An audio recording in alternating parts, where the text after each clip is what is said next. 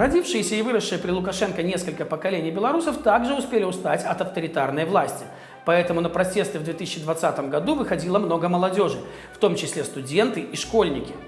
В результате и они попали под зачистку силовиков и идеологов. Кто-то не смог продолжить учебу в Беларуси, а кто-то оказался за решеткой на несколько лет.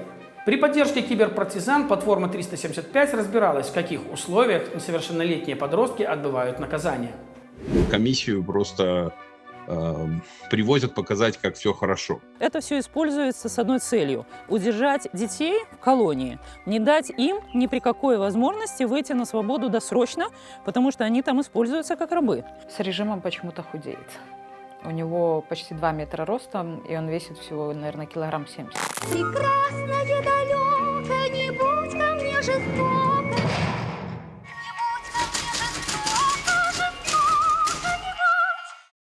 Печально, что наших детей тащат на улице, они наивно верят, что ради светлого будущего допустимо, даже необходимо разрушить настоящее. Но вы же прекрасно понимаете, что жизнь не ролик из интернета. Назад не отмотаешь. Майдана не будет, как бы кому-то это не хотелось. Поэтому надо утихомириться, успокоиться, а родителям, 3-й раз говорю, посмотреть, где их чадо, чтобы не было потом больно. По данным правозащитников, в Беларуси сейчас более 1000 политических заключенных. Больше десятка из них несовершеннолетние, кому на момент протестных событий или вынесения приговора суда было менее 18 лет. С другой стороны, это около 1% от всех заключенных с приговором по событиям 2020 года. Мы, белорусы, мирные люди, сердцем отданные родной земли. А с другой стороны, несовершеннолетних судили как взрослых противников власти, нарушая права ребенка. Обвинения различные, от оскорбления представителей власти и ведения деструктивных телеграм-каналов до участия в массовых беспорядках с угрозами применения насилия к силовикам. Несколько парней недавно вышли на свободу. Самому молодому политзаключенному только-только исполнилось в колонии 17 лет. Это примерный возраст младшего сына руководителя Беларуси Николая Лукашенко. Вот эти ребята оказались в условиях казенного распорядка вместо свободной семейной обстановки и учебы. Егор Левчик. Максим Куксаченко. Никита Золотарев. Давид Збаранский. Сергей Гацкевич. Эдуард Кудынюк. Максим Имховик. Иван Патейчук. Максим Шатохин. Виталий Прохоров. Даниил Колесников. Александр Винярский. Денис Хазей. Дмитрий Стрижак.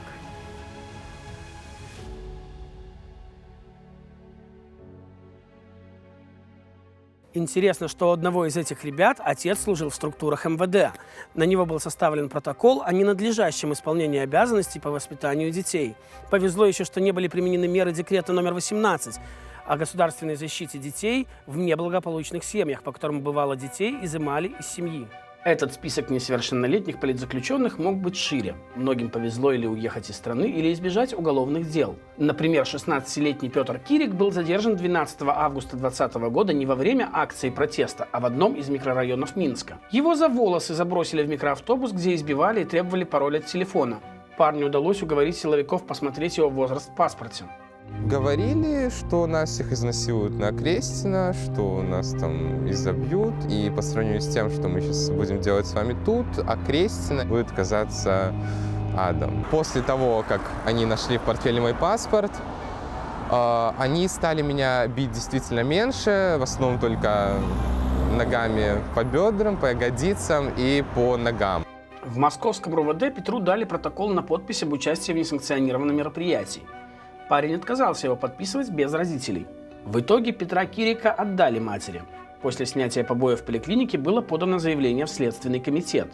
Там уголовное дело по статье «Превышение власти или служебных полномочий» заводить отказались. Хотя судмедэкспертиза зафиксировала у подростка синяки и ссадины в результате минимум 25 травмирующих воздействий. И произошел уникальный случай. Суд вернул постановление в ВСК для дополнительной проверки. В Впрочем, в итоге уголовное дело так и не было заведено, а Петр Кирик получил за участие в несанкционированной акции от инспекции по делам несовершеннолетних предупреждение.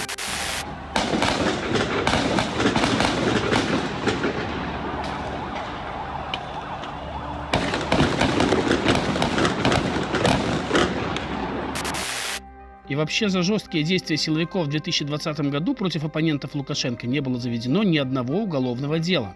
А вот в отношении протестующих множество. Одно из них закончилось жуткой трагедией еще до суда. В мае 2021 года сирота с инвалидностью Дмитрий Стаховский, которому на момент протестов было 17 лет, выбросился с 16-го этажа высотки по улице Туровского в столице. Это район Маяк Минска, возле Национальной библиотеки. В социальной сети под ником Меркулов он оставил предсмертную записку с объяснением такого шага и обвинением. Если вы это читаете, значит, меня нет в живых. Виной тому стал Следственный комитет. Уже не секрет, что у меня была уголовная статья 293, часть 2. Вкратце, за митинги. Если бы на меня не продолжали морально давить, думаю, я бы не решился на такой ужасный поступок, как суицид. Но мои силы были на исходе. И, как вы можете видеть, я не справился. Друзья, пожелавшие остаться анонимными, говорят, что следствие будто бы обещало Дмитрию за признательные показания изменить статью «Массовые беспорядки» на более мягкую — участие в действиях, грубо нарушающих общественный порядок. Однако в итоге все осталось по-прежнему. И после очередного допроса Дмитрий пошел на суицид. Трагедию прокомментировал и сам Следственный комитет. По результатам экспертных исследований, концентрация алкоголя в крови молодого человека составила 2,4 промилле. Все следственные действия с его участием проводились исключительно с соблюдением норм действующего законодательства и в присутствии защитника.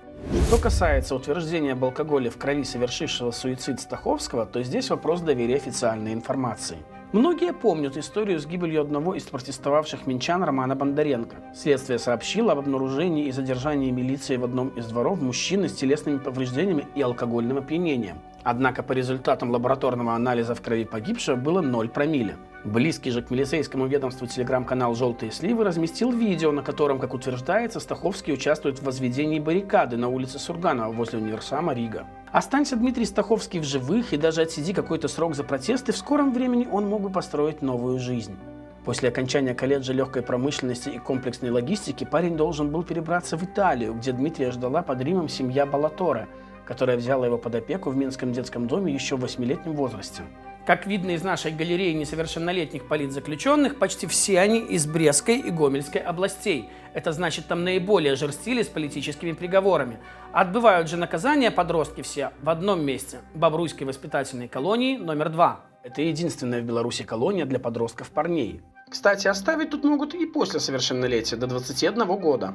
В Гомеле есть еще девичьи воспитательные колонии. В Бобруйской воспитательной колонии 3 отряда по плюс-минус 80 парней. Около 40% ребят сидят по резонансной наркотической статье 328. Ольга Карач, руководительница правозащитной организации «Наш дом», которая занимается так называемыми 328-ми и признана властями экстремистским формированием, говорит, что условия содержания в ВК-2 хуже, чем во взрослой колонии. В первую очередь речь идет о тяжелом физическом труде с большими нормативами выработки, вытягивании руками кордов из шин.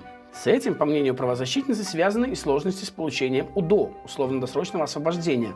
Когда подходит срок УДО, это отбытие трети приговора, заключенного обкладывают взысканиями и статусом «злостник». В свою очередь, это влечет за собой, например, сокращение свиданий и продуктовых передач от родных. Подходит вот этот срок УДО, и им начинают давать эти взыскания вообще ни за что. Там пуговица расстегнута, там показалось, что щетина какая-то там есть, кто-то не побрился, кровать не заправлена и так далее, и так далее. Это все используется с одной целью – удержать детей в колонии, не дать им ни при какой возможности выйти на свободу досрочно, потому что они там используются как рабы. В 2020 году из-за этой проблемы состоялся даже судебный процесс на основании жалобы заключенного по 328 статье Эмилия Островка на неправомерное взыскание, которое не позволили ему претендовать на амнистию. Впрочем, суд стал на сторону администрации колонии. Вообще же, по словам правозащитников, жалобы редко когда носят официальный характер. Родители не устраивают публичной шумихи, чтобы не усугубить и без того непростые условия заключения для своих детей. Сами же подростки также боятся жаловаться на волю, тем более что разговоры с родными слушаются.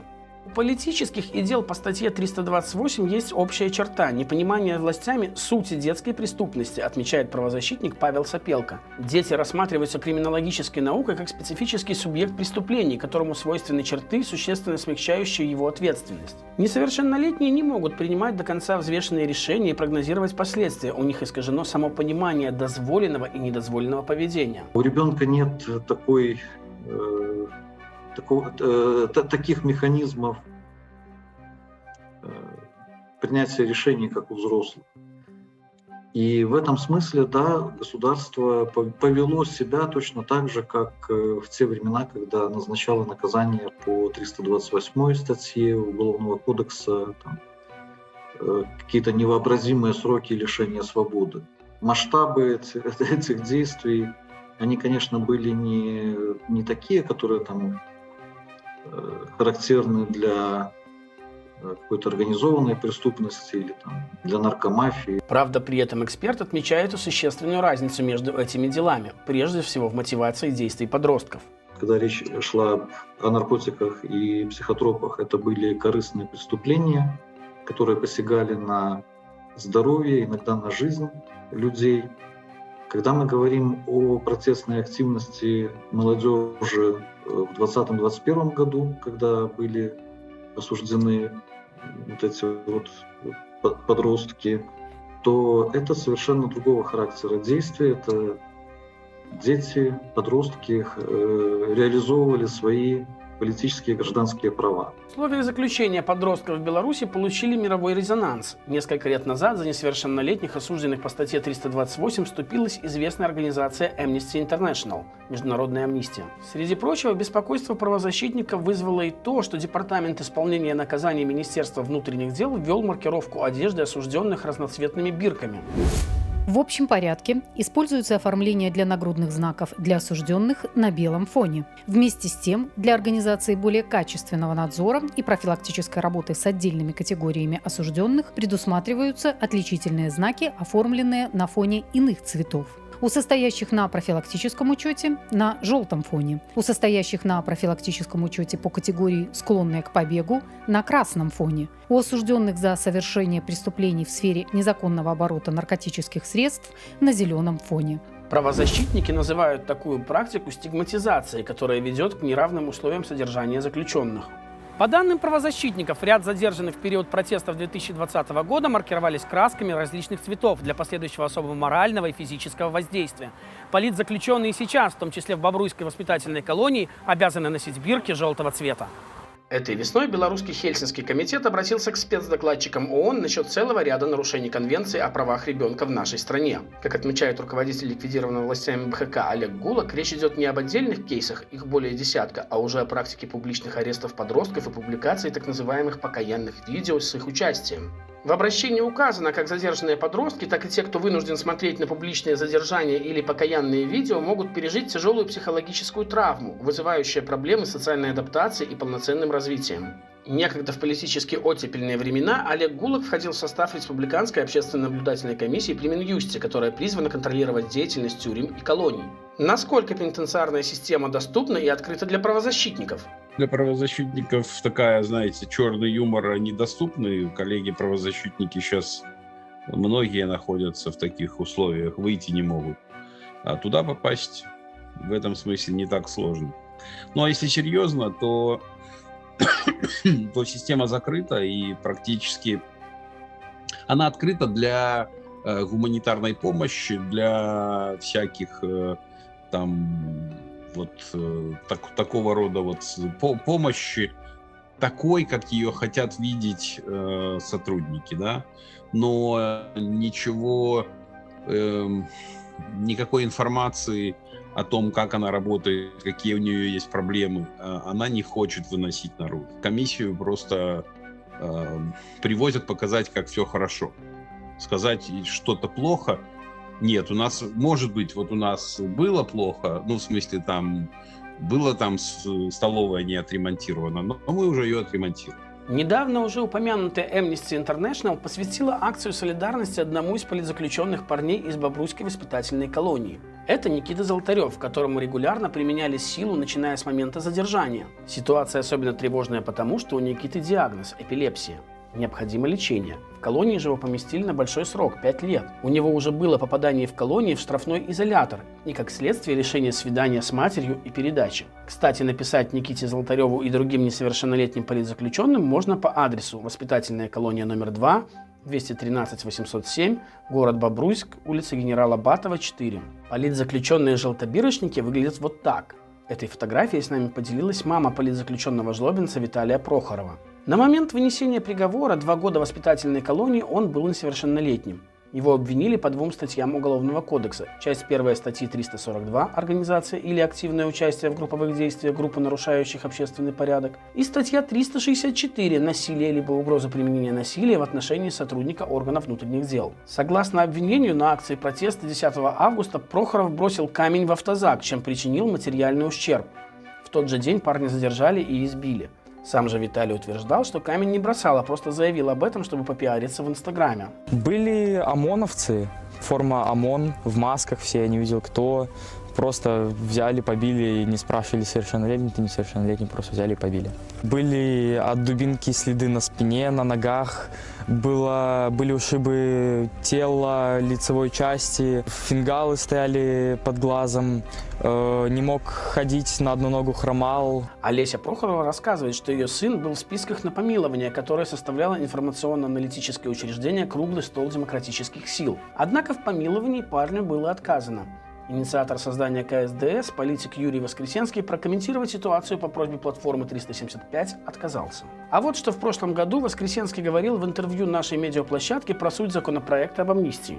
Суть его в том, чтобы в год народного единства принять вот такой законопроект, который покажет гуманность власти по отношению к своим политическим оппонентам. Мы помним, что такой инструмент, как амнистию, использовала и царская власть, и коммунистическая власть, даже в самые годы тяжелого лихолетия. Поэтому сейчас нам кажется, что как никогда актуально принять вот этот законопроект, в результате которого 80-85% осужденных по делам, которые называют политическими, а мы их называем не политическими, а пострадавшими от электоральной кампании прошлого года, могли бы выйти на свободу.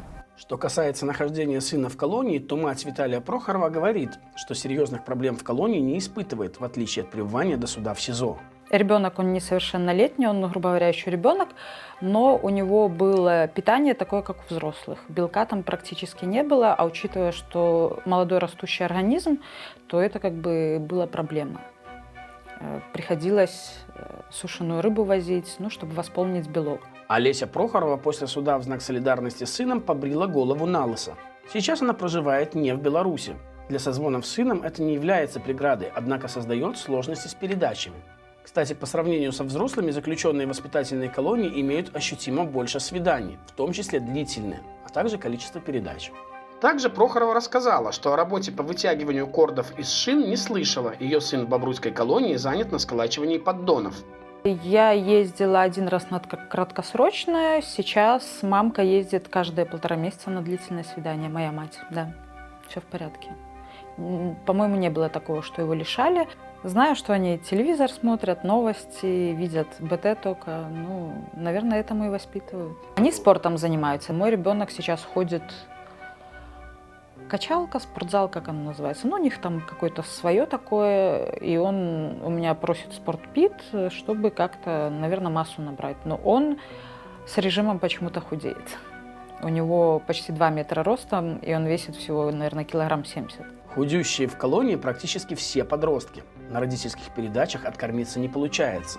Год назад Совет министров принял постановление, в котором определил новые нормативы по питанию в местах лишения свободы. В воспитательных колониях для подростков прописан специальный норматив. По сравнению с сидельцами во взрослых исправительных учреждениях, осужденным в воспитательных колониях положено побольше. Молока 500 граммов в сутки, а не 120. Мяса и рыбы по 120 и 65 граммов против 90 и 55 граммов. 7 яиц, а не 4 в неделю. Несовершеннолетним, в отличие от взрослых, согласно нормативам, следует давать свежие фрукты, соки и витамины, аскорбиновую кислоту.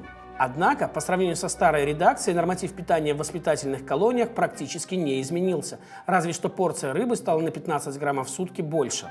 Так что вряд ли подростки в колониях смогут поправиться без родительских харчей. Сиротам и вовсе можно посочувствовать. Мы изучили тендеры по закупкам, которые проводила в 2021 и 2022 годах Бобруйская ВК-2. Действительно, согласно утвержденным нормативам по питанию приобретались яблоки, аскорбиновая кислота и даже творожные глазированные сырки. О том, достаточно ли такого питания молодому организму, платформа 375 расспросила эксперта, директора общественной организации «Врачи за правду и справедливость» Олега Дорошкевича. До отъезда из Беларуси в результате преследования за участие в протестах 2020 года он занимался молекулярной медициной и биотехнологиями. В частности, руководил проектом по ранней диагностике заболеваний в парке высоких технологий. Нормы рассчитываются по рекомендациям Всемирной организации здравоохранения, которая корнями уходят еще в 30-е годы прошлого столетия. Исследования физиологов по фундаментальным потребностям человека в базовых компонентах пищи. И надо признать, что все эти нормативы, они соответствуют нормам ВОЗ по содержанию и белка, и жиров, и углеводов, и витамины, и минеральные вещества. Все там учтено. На бумаге у нас все хорошо. Правозащитник Павел Сапелко говорит, что делать какие-то выводы по питанию по опросам осужденных некорректно, так как они принадлежат к разным социальным группам и на свободе питались по-разному. Кто-то будет недоволен, а кому-то еда в колонии будет вполне удобоваримой. Что касается здоровья подростков, по словам доктора Олега Дорошкевича, угрозы гиповитаминоза или авитаминоза для них нет. Тот же витамин С, который в нормативе фигурирует отдельно, есть в достаточном количестве, например, в сухофруктах. А то, что в воспитательной колонии рацион побогаче по сравнению со взрослыми, то это оправдано. Для подростков предусмотрены лучшие условия кормления, так как это организм бурно растущий, и он требует большее количество белка. Да, там не намного, но больше предусмотрено мяса, рыбы, молочных продуктов. Еще одна проблема воспитательных колоний для парней и девушек – продолжение образования. Если получить рабочие специальности возможностей хватает, то высшее образование недоступно. Хотя с 2015 по 2019 годы действовал проект по получению дистанционного образования. Образование открывает двери. Начался он с Гомельской девичьей воспитательной колонии при европейской финансовой поддержке. А осуществлял его Минский инновационный университет. Только там смогли организовать специфический учебный процесс со студентами в заключении. Это и специально ограниченный доступ в интернет, и привоз преподавателей на сессию в колонию. Теперь проект свернут. Правозащитники отмечают, что Департамент исполнения наказаний МВД был заинтересован в продолжении проекта. Однако идея пришлась не по нраву Министерству образования. МИУ тогда лишился лицензии. Обучение в год для осужденных там стоило $700. Почти на треть больше, чем в государственных вузах, которые предлагают дистанционку.